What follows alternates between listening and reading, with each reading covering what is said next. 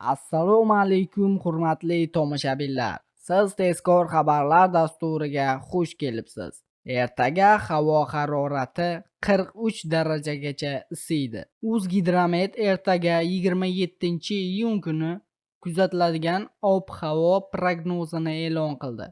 Bunga ko'ra, Toshkent shahrida havo o'zgaruvchan bo'ladi. Qisqa muddatli yomg'ir yog'ishi, momaqaldiroq bo'lishi mumkin. Harorat kechasi 23-25 daraja, kunduzi 38-40 daraja bo'ladi. Qoraqalpog'iston Respublikasi Xorazm viloyatida havo biroz bulutli bo'ladi. Ba'zi joylarda o'zgaruvchan bo'ladi. Yog'ingarchilik kutilmaydi. Harorat kechasi 20-25 daraja, kunduzi 32-37 daraja bo'ladi. Buxoro va Navoiy viloyatlarida havo biroz bulutli bo'ladi. Ba'zi joylarda o'zgaruvchan bo'ladi. Yog'ingarchilik kutilmaydi. Harorat kechasi 22-27 daraja, kunduzi esa 37-42 daraja bo'ladi. Toshkent viloyatida havo o'zgaruvchan bo'ladi. Ayrim joylarda qisqa muddatli yomg'ir yog'ishi, momaqaldiroq bo'lishi mumkin. Harorat kechasi 20-25 daraja, kunduzi 35-40 daraja bo'ladi. Samarqand, Jizzax,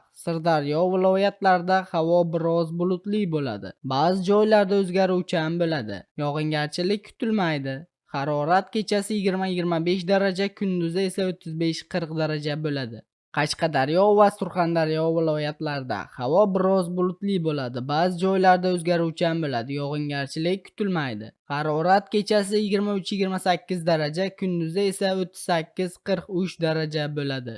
Andijon, Namangan, Farg'ona viloyatlarida havo o'zgaruvchan bo'ladi. Ayrim joylarda qisqa muddatli yomg'ir yog'ishi, momaqaldiroq bo'lishi mumkin. Harorat kechasi 20-25 daraja, kunduzi 35-40 daraja bo'ladi. Sizga yetkazmoqchi bo'lgan xabarlarimiz shulardan iborat edi. O'zingizni ehtiyot qiling. Xayr, salomat bo'ling.